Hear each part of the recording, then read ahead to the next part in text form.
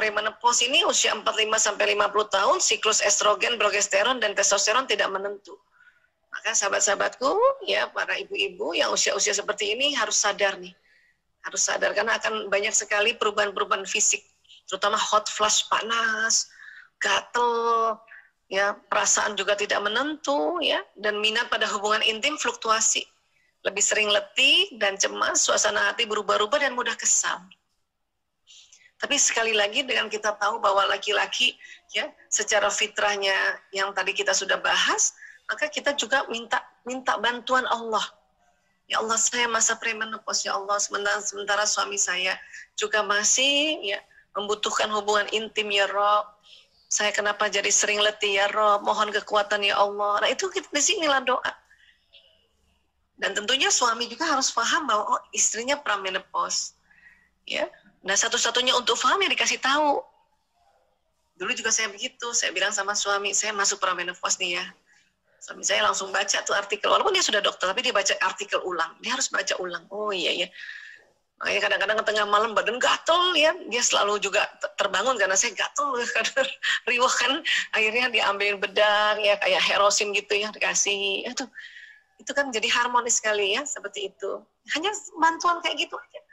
Karena saya tahu laki-laki malam itu susah bangun sampai dia bangun dan dia bantuin pakai bedak itu luar biasa. Ya, nggak perlu hal yang lain-lain lah gitu ya, tapi dengan kayak gitu kita ngerti, oh ya Allah. Ya. Minat utama saat ini adalah berhasil melalui hari demi hari serta mengatasi naik turunnya kondisi fisik dan emosi. Ini aja udah syukur. Ya, barangkali ada teman-teman di usia ini ya, para menopause itu udah syukur tuh udah bisa ngatasin kondisi fisik dan emosi. Ada juga teman-teman di usia ini lagi aktif-aktifnya di luar. Nah itu harus ngerti. Memang bisa aktif karena testosteronnya banyak, tapi perhatikan suasana hati yang berubah-ubah. Mungkin teman organisasinya atau teman di luar sana sahabatnya ngomong sedikit dan langsung sensitif. Ya itu harus sadar, oh ya saya lagi premenopause. Dengan kesadaran inilah maka nggak perlu lagi ya jadi baper, nggak perlu lagi itu jadi masalah. Ya, perbanyak istighfar aja kan gitu. Ya.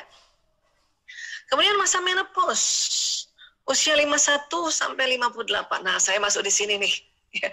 Estrogen dan progesteron sudah menurun namun masih tidak menentu. Ya. Minat pada hubungan intim juga masih berfluktuasi dan juga mudah letih dan cemas, ya. Jadi kalau saya nih misalnya usia-usia gini ya agak capek ya, apalagi pandemi ya kayak gini ya, banyak banget virus, bakteri, inilah kita harus tahu diri. Nggak usah ngoyo untuk keluar, walaupun sebenarnya nggak apa-apa juga keluar barangkali, pakai masker double, pakai face shield, jaga jarak, bisa juga. Tapi kan di usia-usia kayak gini memang cepat capek dan cemas, saya sudah kerja dari rumah aja, kan gitu. Ya. Dan minat utama saat ini adalah meningkatkan kesejahteraan dan menghadapi tantangan-tantangan baru setiap hari. Ya, ini udah nggak mikir terlalu banyak macam-macam nanti ke depannya mau gimana. Itu hari ini bisa terlewati dengan baik aja, ya sudah bagus ya. Cuman ini udah lebih stabil dibanding waktu pramenopause tadi yang 45 sampai 50. Ya. Nah, kemudian apalagi pasca menopause, ya. Usia 59 tahun dan seterusnya, estrogen dan testosteron rendah dan sudah stabil. Oksitosin juga sudah rendah dan stabil. Ya.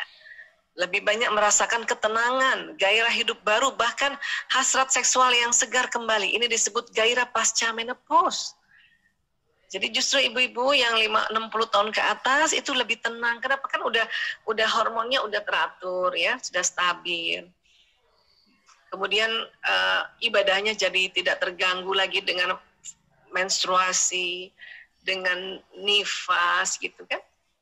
Makanya nggak pernah tertunda lagi sholatnya, saumnya tidak pernah tertunda lagi. Tapi kalau misalnya mau pergi umroh dan haji itu udah nggak perlu lagi pakai pil penunda haid. Makanya pasca menopause ini keren banget sebetulnya. Bahkan ini tadi hasrat seksual yang segar kembali disebut gairah pasca menopause. Cuman kadang-kadang ibu-ibu di usia ini suka, aduh saya ngapain sih, saya hubungan intim udah tua. Nah kalimat udah tua ini yang membuat yang tadinya ya dia hasrat seksualnya segar itu jadi melempem lagi karena kata-kata kita sendiri. Ya, justru ini lagi luar biasa nih, Masya Allah. Ya, buat kita yang masih pramenopause dan menopause sabar, ada juga waktunya nanti nih, ya. minat utama saat usia ini melakukan apa yang ingin dilakukan dan mulai tidak minat untuk mengurus orang banyak. Ya, palingnya untuk diri kita aja. Paling kalau dititip cucu ya kita ngurus juga cucu gitu ya. Tapi misalnya disuruh untuk memikirkan satu organisasi, itu sudah merasa bahwa saya konsultan aja deh. Saya yang penasihat aja, saya pembina saja barangkali kita. Atau saya yang pendirinya saja. Nah, usia-usia kayak gini nih. Ya. Nah, inilah kita usia-usia pada perempuan ya, saya titik beratkan tadi karena memang perempuan adanya perubahan hormonal yang sangat dahsyat tadi, yang sangat langsung menurun. Makanya kita terjadi hal-hal yang seperti emosi dan kondisi yang sangat melelahkan pada saat premenopause dan menopause, dan alhamdulillah ada masa lagi yang membuat makin tenang, yaitu pasca menopause. Laki-laki karena hormon testosteronnya pada usia-usia ya 40-an ke atas sudah mulai stabil ya dan tidak pernah berkurang, makanya mereka tidak terlalu berat. Hanya memang mulai ya tulang belakang agak keropos kayak gitu ya. Dan sudah memang tidak terlalu agresif, sudah lebih senang juga kembali ke keluarga, menjaga keluarga atau ngajar. Makanya kadang-kadang kan ada dosen ya, dosen-dosen ya usia-usia 50 tahun ke atas atau 55 tahun ke atas ya, atau disebut widya iswara ya, itu karena memang itu udah kemampuannya laki-laki untuk memberikan arahan-arahan, mengajar. Atau kalau perusahaan ya usia-usia udah 55 tahun ke atas, laki-laki itu jadi CEO-nya kan. Ya, jadi the top-nya itu untuk memberikan arahan. Makanya kalau rapat, kalau bos-bosnya yang pada tua-tua itu penting didengarkan. Kenapa? Karena pengalaman dia itu sudah jadi satu memori yang bisa diberikan sebagai pembelajaran anak-anak muda gitu. Ya. Nanti yang kerjakan operasionalnya yang masih muda. Nah, seperti ini kurang lebih di dalam kondisi kita ya. Dan satu lagi yang perlu kita pahami, otak kita ada otak emosi. Ya, di tengah, ini sering disebut otak mamalia. Makanya kita punya sifat mamalia juga.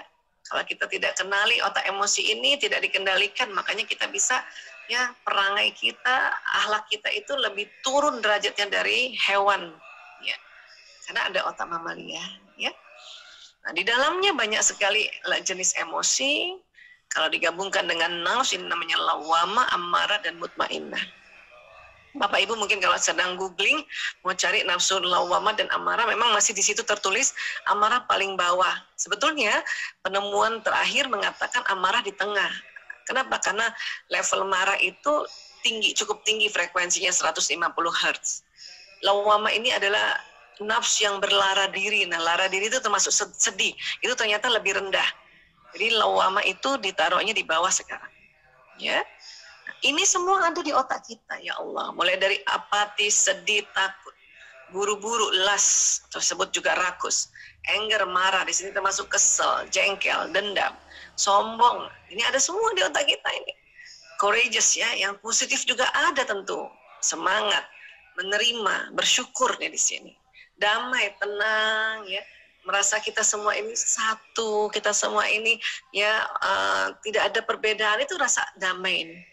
Pencerahan enlightenment itu sesuatu yang kita langsung, oh kayak gitu ya, oh ya Allah ternyata. Nah itu pencerahan namanya, didapat dari orang lagi banyak belajar, ya banyak mendengarkan tausiah, baca Quran, itu berarti di enlightenment kita. Kalau baca Quran ya kita kan sebelum baca Quran kita mohon petunjuknya pada saat membacakan Quran, terus kita baca artinya, oh kayak gitu, kalimat oh kayak gitu, itu adalah enlightenment.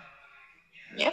Dan inilah zona ikhlas, mulai dari courageous, acceptance, peace, dan enlightenment, pencerahan. Ini zona ikhlas. Maksudnya apa Bu Isa? Jadi kalau kita mengerjakan sesuatu, basicnya semangat, itu berarti ikhlas. Tapi mengerjakan sesuatu, basicnya kesel, maka itu di luar zona ikhlas. Ya, atau bahkan mengerjakan sesuatu, basicnya takut, itu di luar zona ikhlas namanya. Ya, kita menghadapi pandemi ini karena ketakutan terus, berarti nggak ikhlas. Tapi wajar dong Bu Aisyah, kalau kita takut, iya wajar. Wajar. Hanya diminta untuk tidak kelamaan ditakut, cepat-cepat naik ke atas.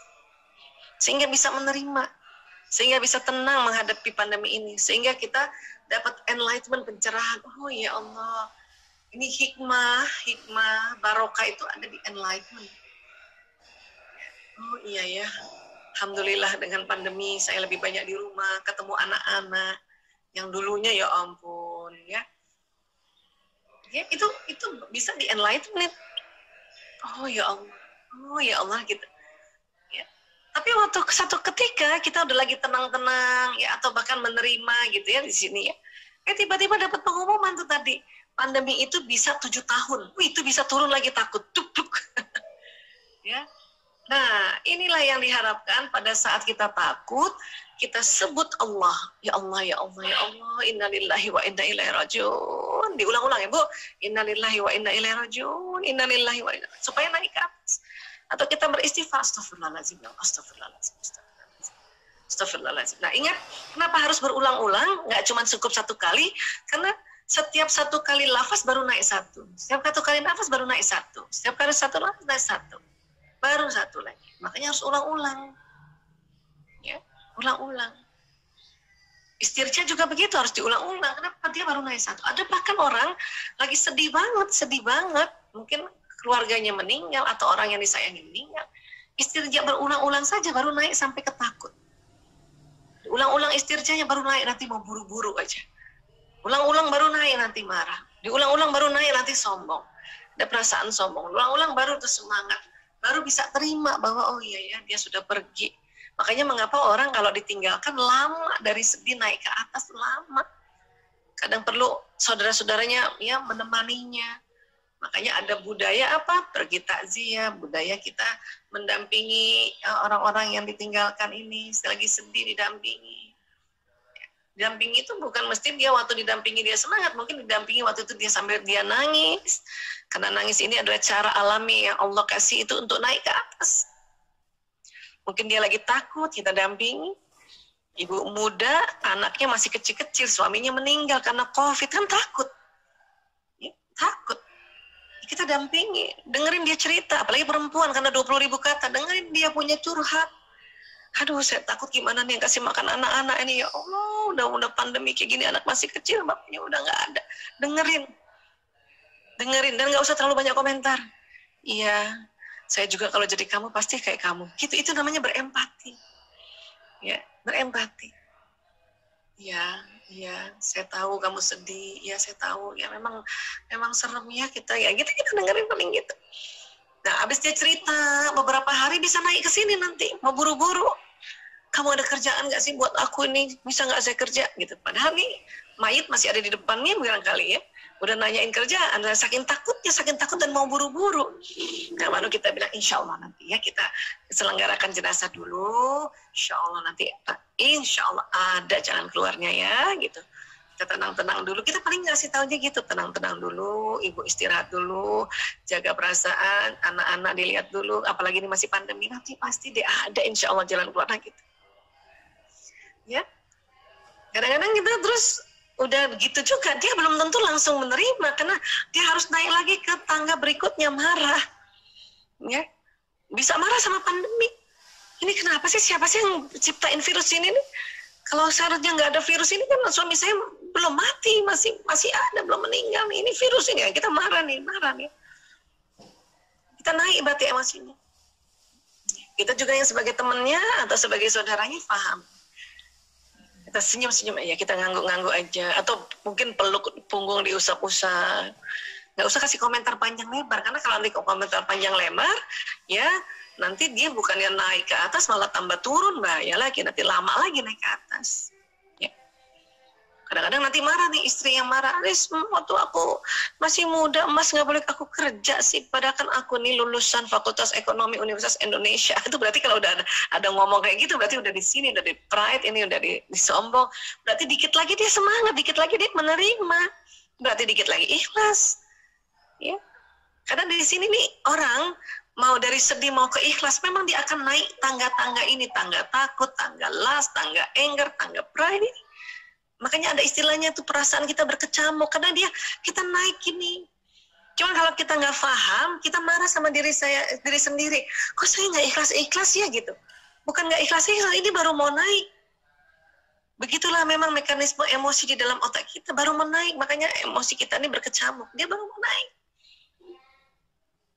Kita juga yang dengar Teman kita merasa dia bilang, aduh saya ini kan lulusan, jangan juga dibilangin, sombong, gitu, nanti dia tambah marah, turun, nggak naik-naik ke atas. Ya.